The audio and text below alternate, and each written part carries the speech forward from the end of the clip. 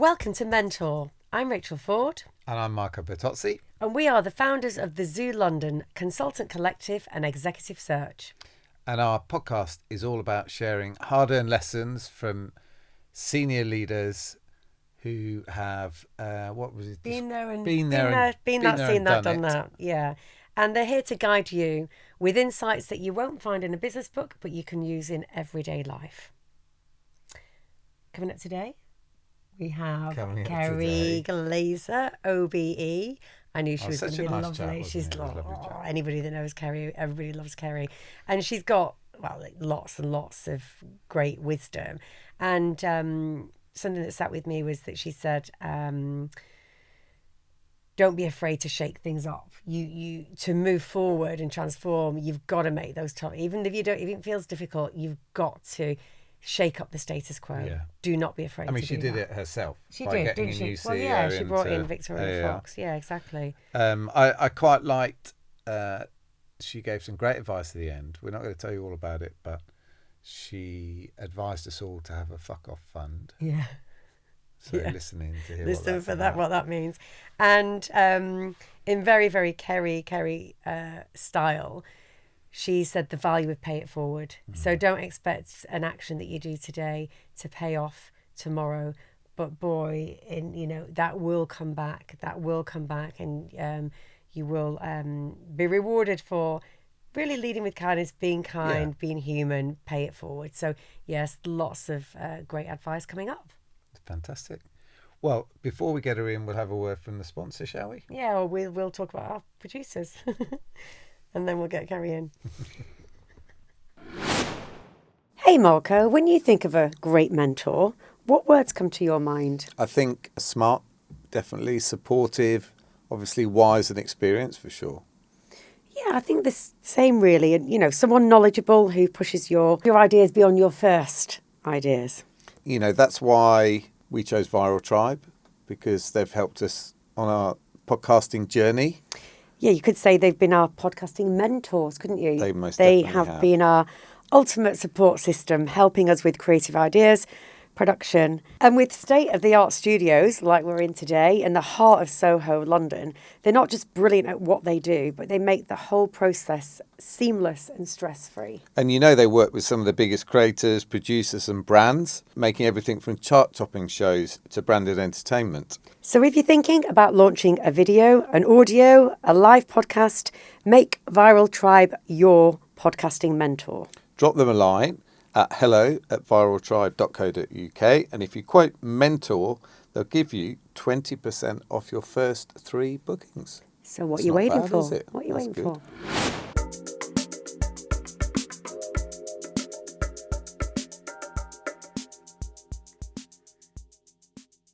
We're excited to have Kerry Glazer, OBE.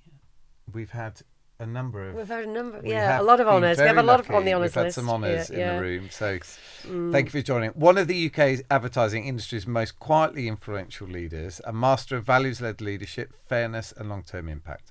She began her career as a nurse, learning lessons about care, trust and human judgment that still guide how she leads today.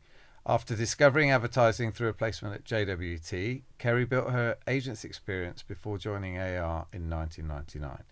She became CEO in 2006, reshaping how brands select agencies, prioritising transparency, relationships and integrity over theatre. Beyond business, Kerry has championed people and culture, serving as president of WACL, trustee of NABS and chairing the Time To initiative to end sexual harassment in advertising. 2025, she was awarded an OBE for services to advertising and charity. So all in all, a career defined by impact, empathy and influence. Wow, how does that make you feel, Kerry? It's a bit weird when you have to sit through it, isn't it? Could you just send me that so that I can just listen to that over and over again? That's wonderful. It's one of the nicest things I've ever heard. Oh, well, listen, it's you, Kerry. It's all you. And we are so delighted you could join us today. And it's, I know we're going to have a really lovely chat across the next 40 minutes or so. But just to set the scene and to help listeners and viewers get to know you a bit more if they don't know you yet, we always say career in 60 seconds. It doesn't have to be 60 seconds. How many years? 47 years? I think it's 47 years. So you just do your best, but it's just a good kind of set the scene, if you don't mind, Kerry. I was quite alarmed by 60 seconds. It's mainly because it's been quite random. Honestly, you know, I always think of as a career as being something incredibly linear, and where it's clear that someone has logically built at each stage. To be honest, I've gone all over the place, but each thing somehow has, I think, fed into what I did next, even if it looks like an unusual move. So to go from nursing to advertising, for example. But yes, did A-levels at 18. I had wanted to be a nurse from the age of about 12. I come from a very ordinary working class family. My dad was an electrician, my mum was a school dinner lady, and no one in my family had gone to university. So I didn't even think about university. I just thought about going, you know, to be a student nurse. And this was in the days before nursing was a degree-based profession. So I qualified as a state registered nurse. So 3 years essentially clinical nursing, and then a bit of what they used to call block, where you kind of learned anatomy and physiology and you did your nursing exams. And then I went straight onto night duty for 2 years as a staff nurse on a male surgical unit and a cardiac unit. I think it may have been kind of 2 years of night duty that wore me down. I mean, I did love it. But I think I got to the age of, by then, I was 23. And I sort of, I wanted to go back to college. I had a real desire to do a degree. And I think it's, you know, those kind of roads where your pathway intersects. One of the things I thought about was actually doing a conversion to medicine, to train as a doctor, which qualified nurses could do at that time. But I had arts-based A-levels and not science-based, and I didn't have the confidence that I would be okay and to study medicine. So I thought, well, I'll just go back to college and I'll do an arts degree. And 3 years in, we were sent out on work experience. I don't quite know how it happened. I can't quite remember. But I got sent to JWT in their information and research department. And I just loved it. I loved the creativity. I loved the atmosphere. It must have felt quite glamorous, I would think. A bit like Mad Men. I mean, it had been bodily fluids and kind of, you know, kind of pot noodles up until that point. And then it was this glamorous business in the middle of Berkeley Square. So, just so many clever people around, and it was the time where, I mean, television advertising was probably at its height. You know, wonderful campaigns, and JWT was winning a lot of business at that time. And I met Martin Jones because he worked in the information and research department then, and we became friends. So we've been friends for a very long time, as well as business partners. And cut a very long story short, by the time I graduated, there was an opportunity to work with Martin in the information department, and so I took it, thinking, oh, well, I could go back to nursing in the future. I've still got my registration, and a year later, I ended up in account handling. There was a particular account director there that I'd worked with very frequently, and he said, "You should be a suit." So I joined that next intake of graduate trainees. I sort of got in through the back door because JWT was quite posh then. And that was it for the next kind of 6 years or so in account handling. So that's a bit of serendipity. We talk about serendipity quite a lot in this podcast. And when you spoke then about a squiggly career, well, actually, you talked about not a linear. I think a lot of people have squiggly careers. And the other thing that Rory Sutherland said, that a lot of careers are retrospective, and you're just trying to make order of like a series of different rationalization. Exactly. So I think you're exactly where a lot of people sign that seat are exactly the same as you. That makes me feel better. That makes me feel better. So I met Gay Haynes. She was our new business director, and I'd worked on some pitches with her. I'd led the graduate trainee program 1 year and just kind of loved all of the young talent coming through. And she moved to a company that was called Kendall Tarrant. I think it's now called the Talent Business, but she moved to, it was a headhunting exec search business. And I ended up joining her because she was having a great time, I think, expanding the business. And I joined her to help with recruiting account handlers for creative agencies. Oh, wow. We missed that bit. Sorry, missed that bit. No, this is the thing. I missed that bit. Yeah. Sorry. So that was 3 years as, in talent, basically. Really, really enjoyed it. And learned a great deal about the industry, because you're placing You've got to be in it. You've got to be in it. Really understand, what various agencies' cultures are like and what they need from their talent. And in many ways, it was really great preparation for AAR because it's a similar kind of requirement. Exactly. Matchmaking, isn't it? Absolutely. Yeah. So, I thought, 7 years at JWT, 3 years at Kendall Tarrant in talent, and then I had my first child. And it's something which is a particular beef of mine about how women particularly combine careers with having families and, don't find themselves derailed by it, by the responsibilities that women still carry as being primary carers for the family. And I decided that I would take, once my daughter Ella arrived, I'd take a bit of I didn't stop working, I just went freelance for a while and kind of wandered around. I did a bit of work for Martin at AAR. I ran WCRS's training program for a couple of years, and I did some new business consultancy for BBH. So I was still working, but much more flexibly in the first couple of years of her life. By which time Martin himself had decided to leave JWT, had joined Lindy Payne at AAR as her managing director. And Lindy at that time was beginning to think about selling the business that she had founded brilliantly and run for 25 or 24 years. And Martin said, well, okay, I'm up for doing this. Called me up one day and said, do you want to help me buy AAR? And I mean, if you think about how ridiculous that is, really, I'd run an account in an agency, but I had no idea how to buy a company. So, Martin and I sort of put together a deal, essentially, with Paul Phillips, who had also joined AAR at that point to lead the media consultancy. And we found a VC. I mean, why they lent us money? I look back on it now and think, this is insane. But they did. The bank, NatWest Bank, fortune favours the lent brave. us money. Absolutely. We were very bold, really. Yes, yeah.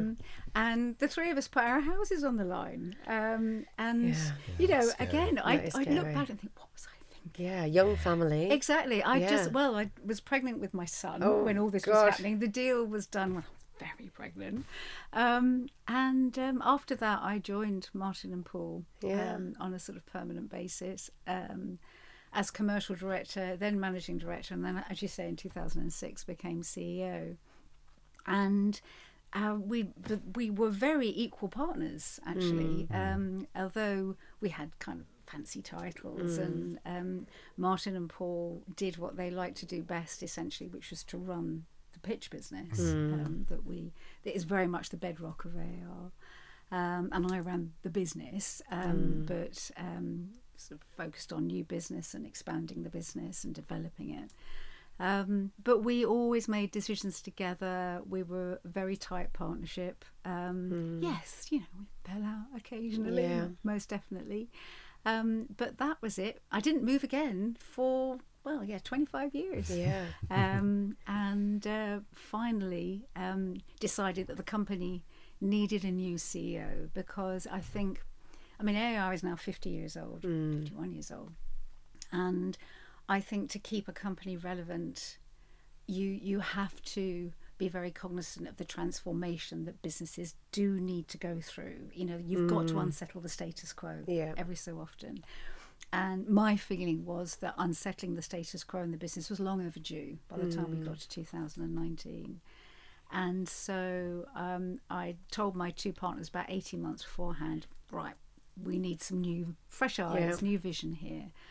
And we managed to persuade the incomparable Victoria Fox to come and join us as CEO of the company. Yeah, absolutely. She had been running joint CEO of Leader, and also I think on the main board of the group. And she was just central casting for the role. And I was also thrilled that she was a woman, because Lindy had set the extraordinary foundations of the business and they've given it the values that it still has. And then kind of, I suppose I took it on to a degree, and then Victoria is now, has grabbed the baton with both fists and is driving the business forward brilliantly. And so I would happily have gone over to you, but they very kindly invited me to stay to run the board as non-exec chair, because at the same time as I stepped back, AAR became what's known as an employee ownership trust. So the shares that Martin, Paul and I owned in the company were sold to the company, and it's now owned indirectly by everybody who works there, including Victoria. So it was a very nice rounded way of ending that. And then after 6 years of doing that, I also, at the same time as I went non-exec, I took on the chair role of a creative studio called Untold Studio, which was a creative startup in the visual special effects and I suppose cultural content space. Everything from making music videos for Adele through to doing extraordinary magic on ads, and particularly creature work, so creating creatures in visual special effects, and then special effects for everything from Doctor Who to The Crown to amazing work. Now that was a learning curve. I didn't really expect to be learning new things at the final phase of my career, but I think I probably learnt more in that 6 years with Untold than in the previous. It's very energising, though, isn't it? When you know. And to put the icing on the cake, you got an OBE. I did. I think they made a mistake. Oh, God's sake. Kerry, that's just you. You're amazing. You're amazing. Just listen to what you've... No one was more astonished than me, I have to say. It was... Well, what a lovely thing. And to go down to the palace. Oh, how was that? Do you know, it was... I mean, having my kids were the two most amazing days of my life. I mean, I still maintain that. But honestly, Investiture Day is magical. It really is, because... in the same way that Britain does pomp and circumstance on the world stage with such aplomb, the way in which you are made to feel by everybody you meet, including, whichever member of the royal family gives you your award, is just extraordinary. It is the most special thing. And walking through those gates must feel like it's amazing. Do you get to? Is there a way of sort of getting to know, not well obviously, but other people that are there? Or are you all sort of kind of... I mean, people are in their family groups, because you're allowed to bring I think it's 3 people with you. So I had my husband and my son and daughter with me, and everything is beautifully choreographed. You're brought through the doors of the palace. People greet you at every stage. You're chaperoned through. You're briefed wonderfully, with a very senior equerry showing you how to curtsy. Don't high five. So, exactly. I mean, I met the Princess Royal, which again I was thrilled to do, because I sort of feel that if I do understand anything of why I received the award, it was because of the importance I've always attached to women in our industry and doing things that perhaps help the next generation of women in our industry. And so to receive it from her, because she's bloody amazing, she's Olympian, she works harder than any other royal there is, and she was just the most charismatic and regal person I've ever met, and incredibly warm and well informed. That well informed. I think that's the thing. They take it very seriously. Oh, I think, absolutely. Yeah, it's a very special moment. Wow. But it was great. My whole family cried, so it must have been quite special. That's nice. That's so lovely. That's so lovely. So,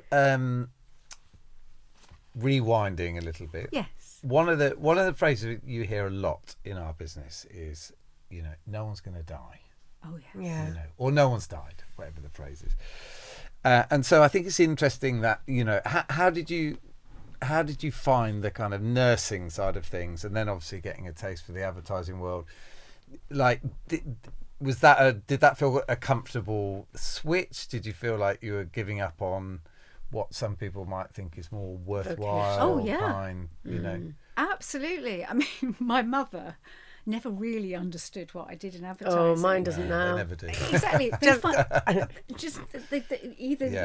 kind of can't quite get their heads around it really. And almost until the day she very sadly passed away, she'd say, if she talked about me, she'd say, yeah, she used to be a nurse. Yeah. Because she knew what that was. That was actually what she was probably most proud of. I mean, I think that the point you make about nobody died, it's a really salient one. And there have been moments of crisis in the last kind of 30 years or so in the industry where you're laying there at 4 o'clock in the morning and you can't sleep, you're really stressed anxious, out. Shit's in the fan, you don't quite know how to solve something, and it feels very real and very problematic. The truth is, had I run a drip through too quickly when I was nursing a patient, there may well have been a chance that they would have died. Yeah. Whereas, what I had, it was really useful context. Whatever I was doing is that, I mean, clients might threaten to kill you, but they don't usually. And so in most cases there is a solution if you work hard enough to find it, and you can get everyone in alignment behind that solution. So I think it was useful preparation for what can be a very high stress, very challenging environment. Yes, not to belittle what people do feel when you get to those, because it is real. very real. And also I think a lot of money involved as well. Yes, But also I think, and more relevant in the last few years probably than before, but a lot of responsibility, like advertising can carry a lot of responsibility for how it shapes culture and society. And I think that's something that probably we've only really worked out in the last few years.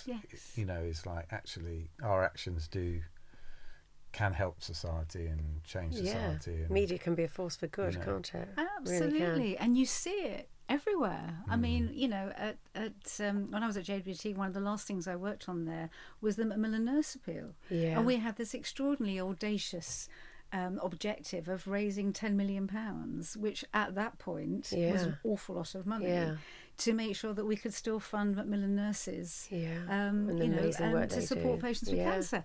And you look at Macmillan now, the most extraordinary organisation. That was the foundation that led to what it is today. And so you're right. And I mean, I also think that, and I see it particularly because both my kids work in the industry now, and I think our industry, when I look at what it was like when I was young and how it is for younger talent in the industry today, the sheer responsibility we have for the well-being of our young talent coming through is huge.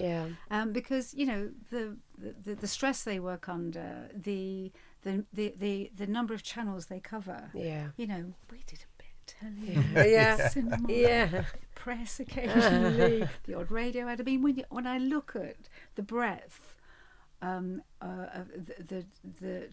the agency teams, I mean, that's kind of challenge they work on is huge. Huge. It is. You didn't really have plan. I mean, when we started out, and Rachel and I both started as graduates at Zenith, and so we've come full circle as well.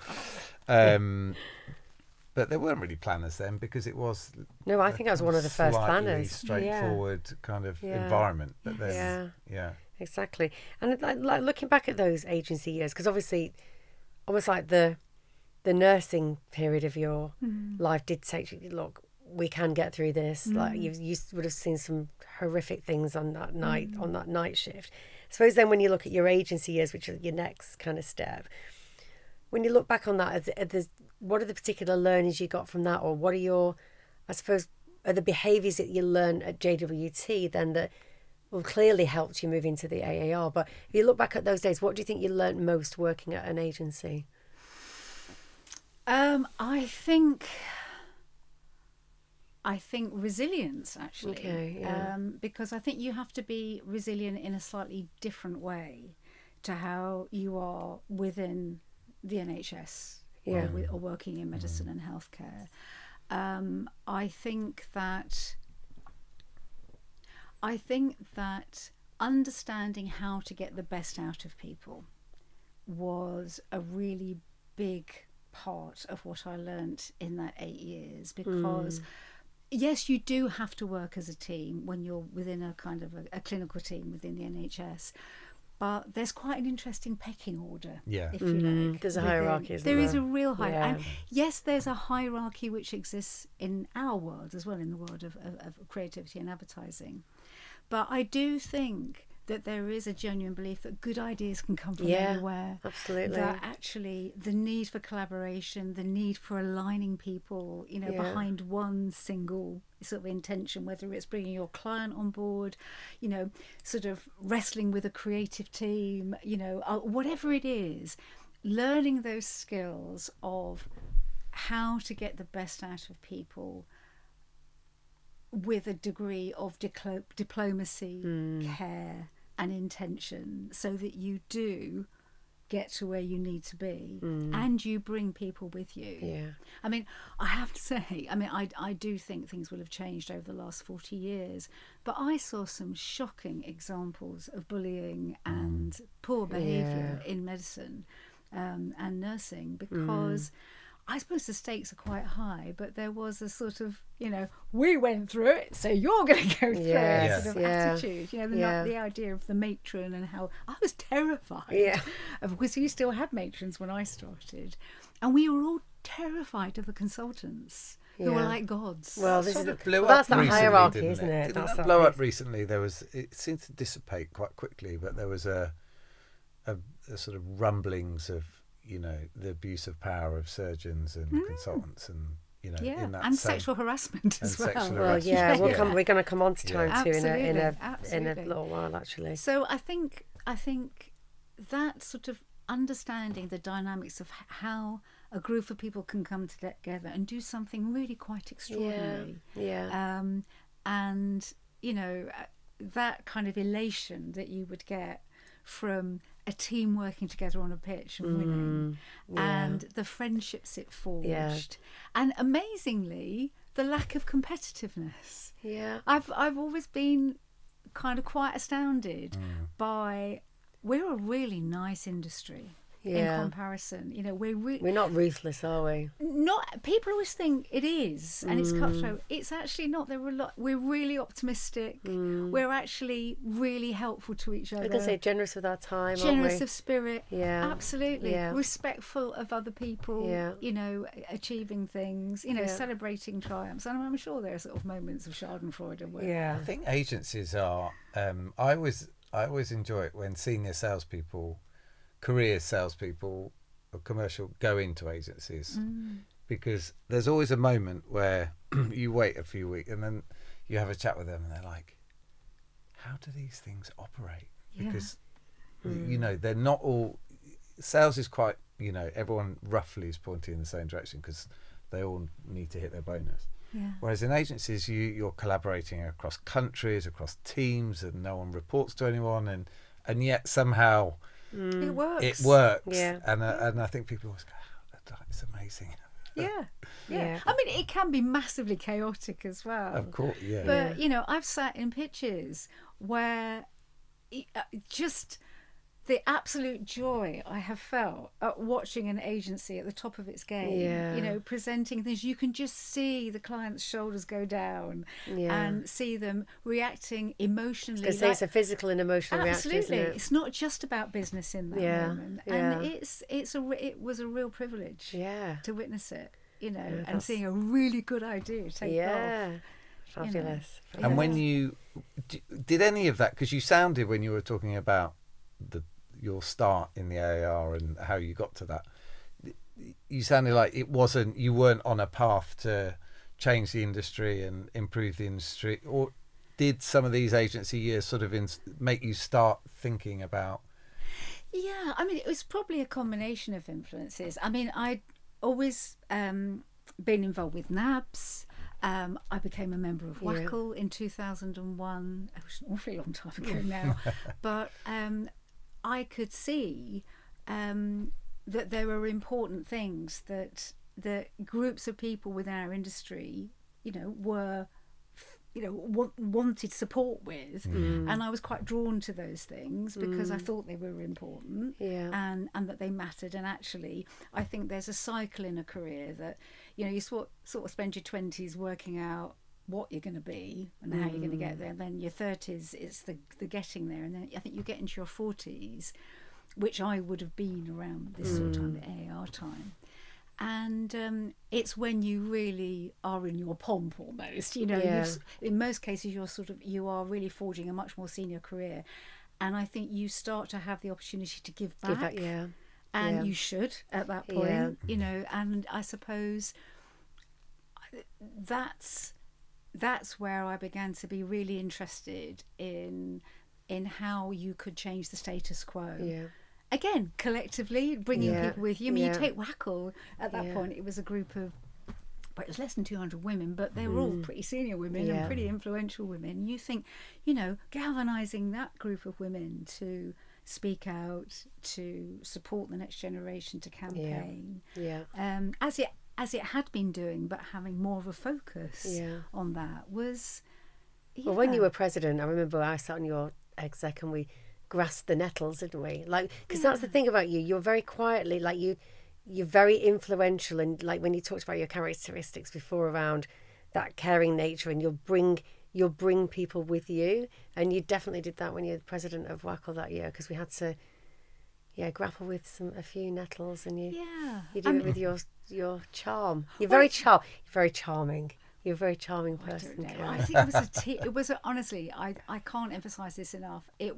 There were so many kind of what do they call it, parents of that, sort of so many people. So I can remember being very influenced by Lindsay Clay when she was president a couple of years beforehand, and I sat on her exec committee. I was her on secretary, and I remembered Lindsay's very direct, and she says what she thinks, and her talking about how, we're not going to have exec meetings where we talk about the chair covers at the dinners. We should be talking about much bigger issues, and it had a real impact on me. So I often credit Lindsay with making me think, ooh. Well, I'm going to ask you, because I was going to ask you, like, through your career, obviously you've worked with some incredible people and interacted. So would you say Lindsay was one of your mentors, or who would have your mentors been through your career? Absolutely. I mean, mentors, I would say Lindy Payne, right? Who has been endlessly supportive and generous, and a role model, and just the most kind of treasured friend, really, but also capable of giving me a sort of metaphorical slap around the head if I needed it, you know. But I mean, honestly, amazing support. Tess Alps is also somebody that I would go to for advice. Again, clear, direct, and John Bartle. So three sort of icons, if you like, from the industry that I had the privilege of spending time with and would go to. And if anything, it was the way that they all had a generosity of spirit. They were all people who understood the importance of giving back and doing the right thing and helping where they could. So they were immensely influential. And then Lindsay and Hannah Brown is another person, both good friends, but both very direct, truth tellers, would not dress things up, you know, and would be prepared to speak out, even if what they said wasn't popular. Yeah. You know, that I think sometimes we're a bit frightened to tell the truth, because we're worried what other people will think.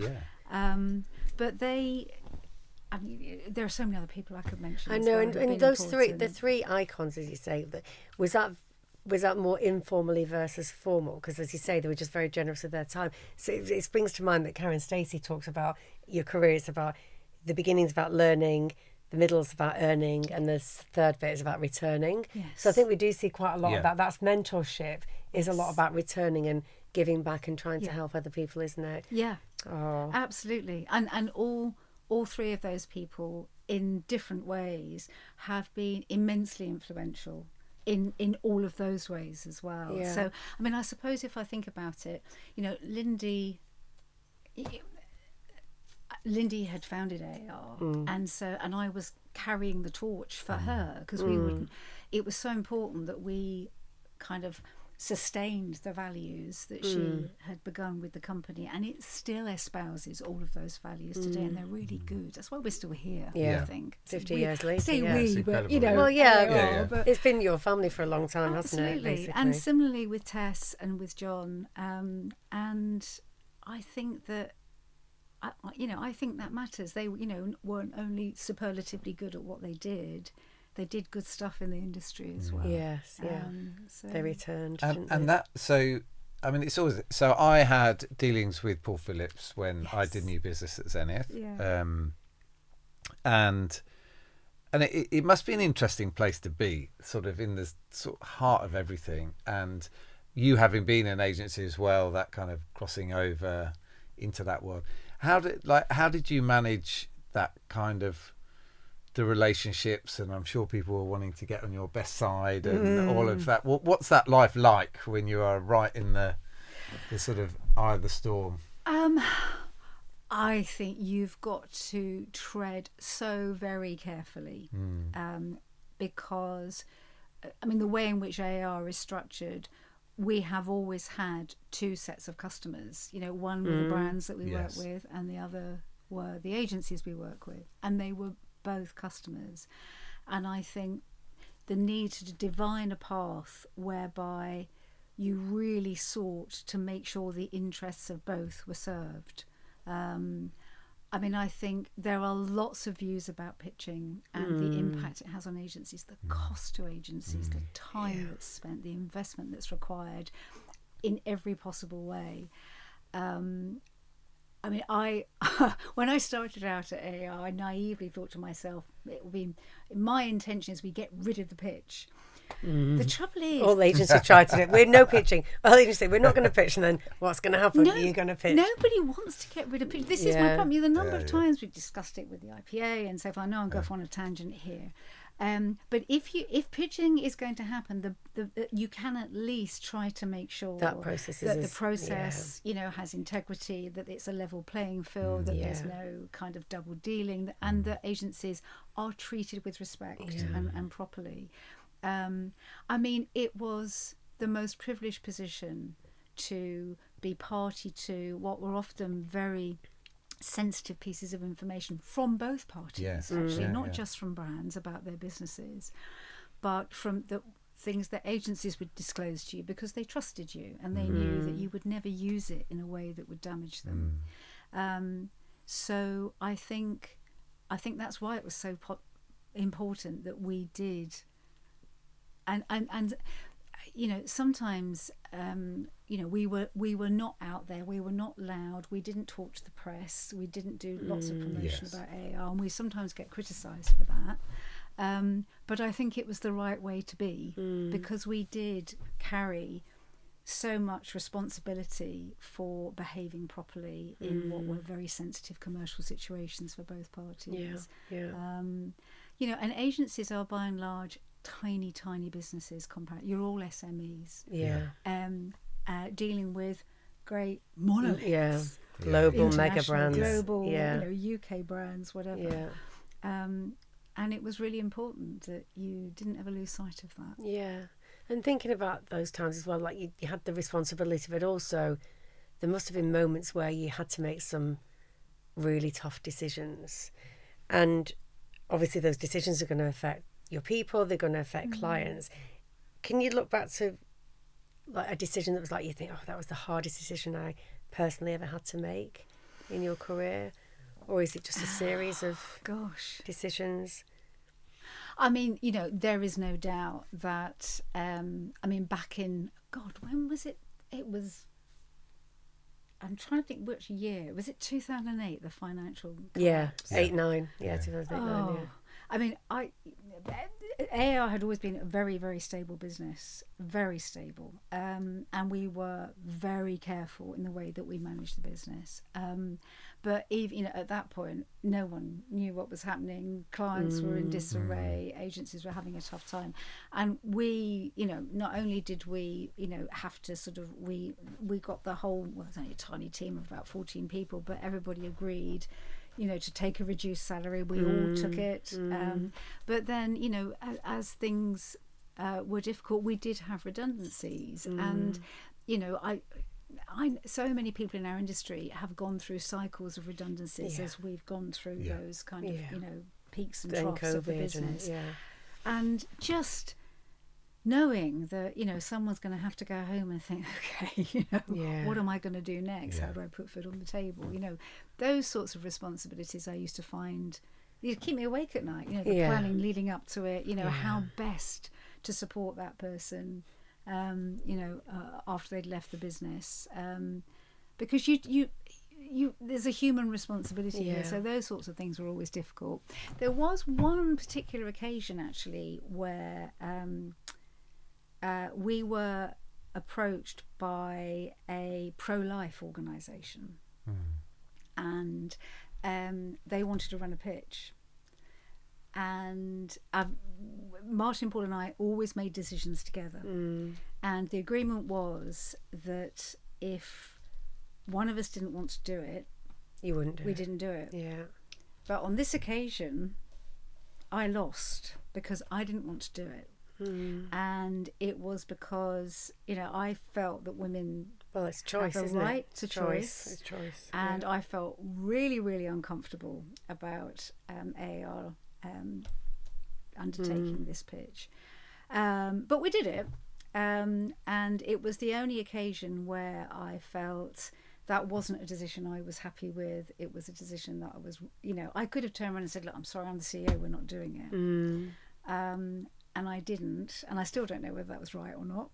But it was, it didn't cause a schism between us because we just carried on. But I was deeply uncomfortable about that decision, and I probably wouldn't make the same decision today. You'd behave differently if you had that time again. I would, in the same way that, you know, I would look at getting home to pick my kids up from school differently. You know, because we've been through the pandemic, we know we can work from home, we know we can work flexibly. This is something that WACL champions. You know, I felt I had to be there because presenteeism meant that I never picked my kids up from school. I'd change that. I know. There's a few of those things that we change, aren't there? And you must have been one of the most well-connected people in the industry at the time with senior leadership. I wonder, you know, this podcast is all about leadership and not just your own, but what you've observed in others. Is there anything you've taken away from meeting all those people and seeing them in action and so on about, you know, the best bits of leadership that you is this Kerry's magpie moment? Yeah, it's a kind of magpie, like things that you would either take away or just observed in other people. I mean, I never fail to be surprised at how many people suffer from imposter syndrome. That underneath this enormously Steve King, confident. he sat in that chair. He admitted he did. Imposter syndrome. I mean, people who are just giants. Although I've got to tell you this, when I said to Sir Martin Sorrell, I said, look, say what you like. You know, Steve King, he said, you know, he had imposter syndrome. You can, you know, this is a safe space. And he said, what's imposter syndrome? I so sounds like some Martian sword. Absolutely. It made me giggle. I mean, there are, when people are sort of, you're sitting over a bottle of wine with somebody and what they will tell you about their worries, sort of extraordinary leaders. I think what I have seen, Martin and I discussed this at length about this notion of people who do well are those who don't always do things because they can see there's an immediate commercial return from it. And I mean, we've all been to those kind of dinners where there's a very senior client who's just lost their job, where before people would be clustered around them, and they're just standing there like Billy No Mates because everybody's over there. You're not important anymore, and that's wrong. It's I think the leaders who I think for me have always stood out are those who, number one, I think lead through a lens of kindness, and Rachel, you have always had that reputation. Oh, well, thank you. Leading through. Tell my family that. Of kindness that informed decisions that you made and how you went about what you did. But this notion of the economy of generosity, and this was a phrase that Martin coined when we were discussing it, and I nicked it, and used it ever since. That this, sometimes actually you're just generous or decent with someone, or you give them their time, or you reach out to help them, and there's no expectation of any return coming back from that. And I will say now, 10 times out of 10, it always comes back to you in some way. It always does. And and it might be a reputational thing. It might be that that reputation that you are somebody who people should go and talk to, that people should trust, comes from that. But it also comes back to you in genuinely hard business commercial terms as well. And we used to say to agencies, because they used to get, sometimes they'd be going on about campaign, they've written this dreadful thing about us. And it was really funny because campaign journalists would say, you know what, we never hear from them unless they've got beef about something. So if you would reach out to a campaign journalist and kind of just shoot the breeze, share some information, just kind of be a mate, really. It's much easier to pick up the phone and say, please, just can you tone that down a bit, rather than there being absolutely no interaction in between. So it's just being a decent I was going to say, it's common decency, isn't it? Being human. We're all human. We might, I agree. We always ran towards clients that had just lost their job. Because when they went somewhere else and they wanted to do something, who did they pick up the phone to? And I'll tell you what, the reverse of not being nice is the other one. And I'll tell you what, karma's a bitch. Do you know what I mean? Wait till till you're sat in that room pitching to that person who you left in the corner. Absolutely. Which I think I do it from a common decency point of view. But as you say, acts of kindness pay dividends. They not do. Just today, but further down the line. They do. I mean, there are all kinds of studies out there about, there's a kind of social contagion, isn't there? I think the BBC did a big study about how paying it forward would also have an impact with people then paying it forward to a complete stranger. There was this kind of social contagion about it. But I think it's great business practice. And if I look at the leaders where I think, you've done well because you always take people with you because they trust you, they believe in you. You're generous of spirit. And authentic as well. Absolutely. I'd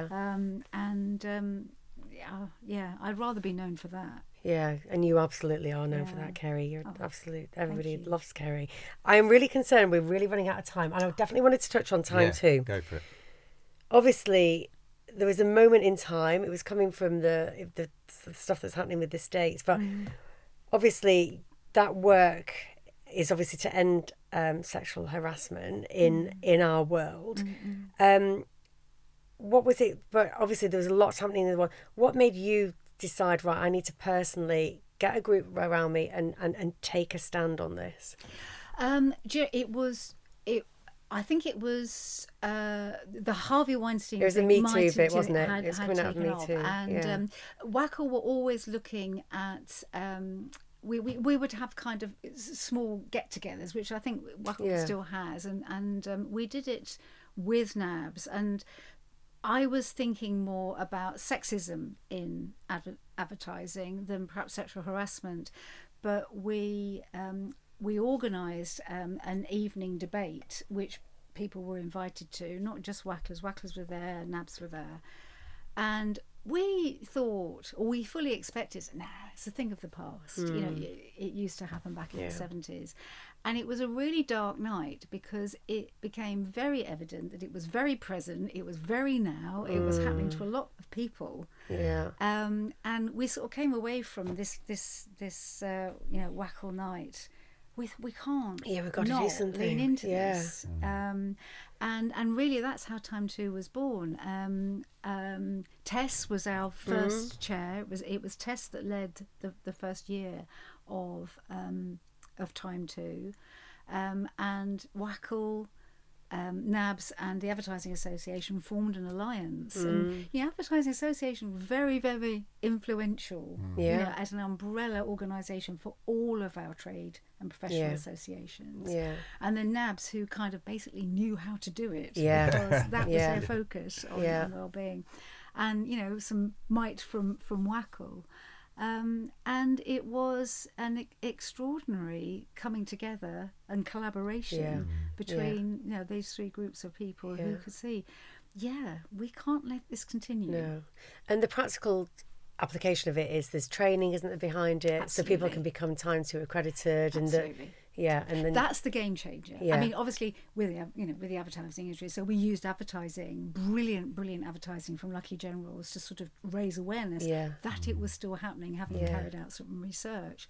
But I think the thing that has become the absolute game changer, beyond asking agencies to endorse being part of the movement to stop it, was then developing an incredibly strong training program that agencies could run internally in their own organisations, not just to bring it to the attention of their staff, but to give those in those organisations the tools to make sure that it didn't happen. How to call it out. It's really difficult sometimes if you're a bystander and you see it happening.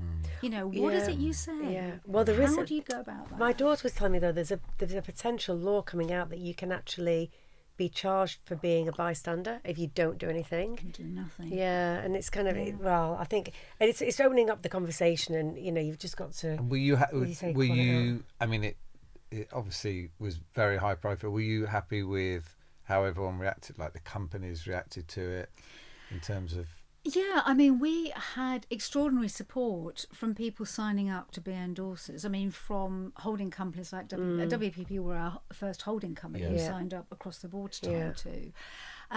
But we also understood that the companies would be nervous. And I can remember Helen Cowcraft and Tess and I discussing this notion that because we know it's still happening, we know that companies, and they're all quite small companies, are going to be very worried about whether this has happened in their own businesses. And I think to look at things retrospectively is going to be really damaging. So just move forward. Time 2 sort of drew a line and said, right, this is the line we're drawing. This is the movement, this is the initiative that we now want to make real in our industry.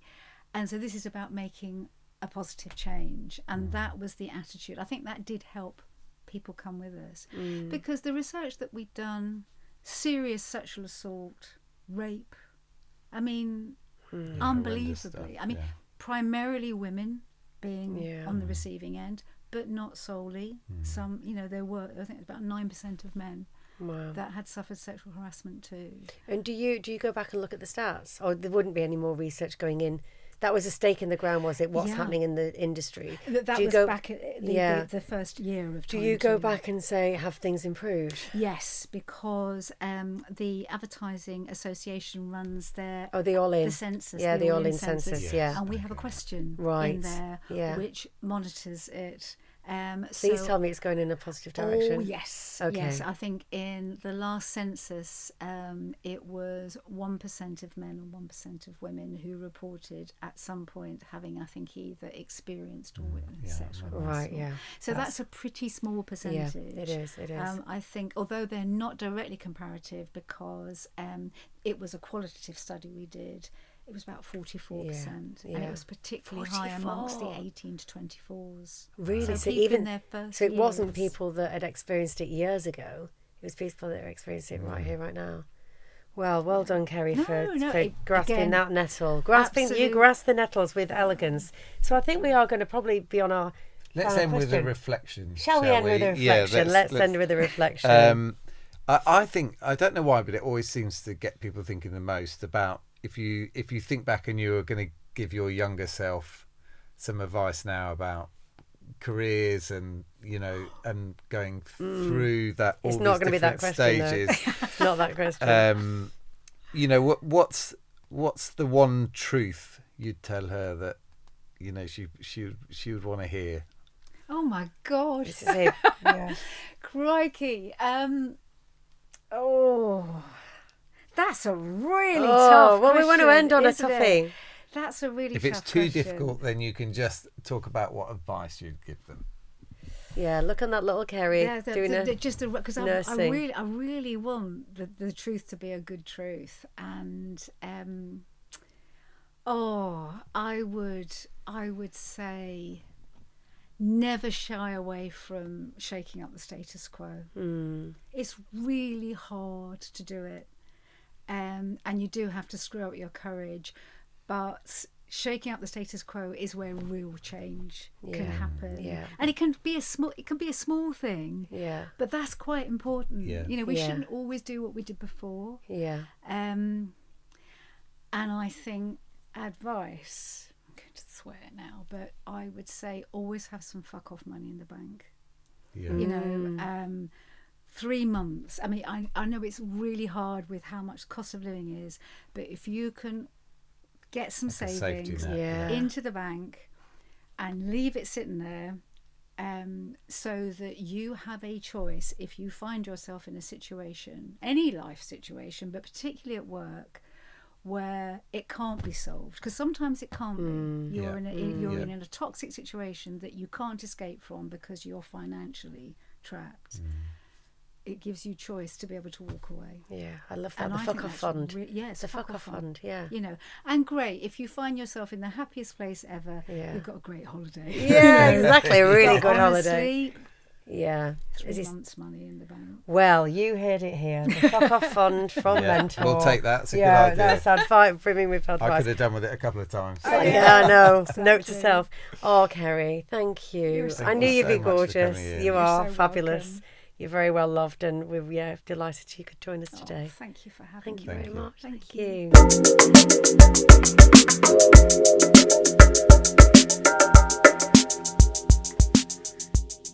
Well, that's all we've got time for. Make sure to do all the things you're meant to do with podcasts. Share, follow, like. You can find us. Comment. You can find us on Apple and Spotify podcasts and wherever you get your podcasts. And if you need a little more wisdom in your business, then be sure to come to TheZoo.London for executive search and consulting support. And don't forget, Marco. Don't forget. We're as slick as ever. We love to hear about your mentors and advice. Find us and drop us a line on our socials listed in the podcast description. Mentor is a Viral Tribe production. And do join us next time. Should we do that again? Oh, maybe. We're going to do it again. And we also do Viral Tribe Entertainment Production. Yeah. That was fine. Too shaky. Yeah. Too shaky. That's all. Well, that's all we've got time for another episode. Please make sure to share, like, comment. Do all those podcasty things. You'll find us on all your favourite podcast platforms, including Apple and Spotify. And if you need a little more wisdom in your business, then be sure to come to TheZoo.London for executive search and consulting support. And we'd love to hear if you have any feedback or comments. Please come to all our socials that you'll find the links in the About section of the podcast. We'd love to hear from you. And Mentor is a Viral Tribe entertainment production. So join us next time for more pearls of wisdom from Mentor. Thank you. Thank you. See you soon.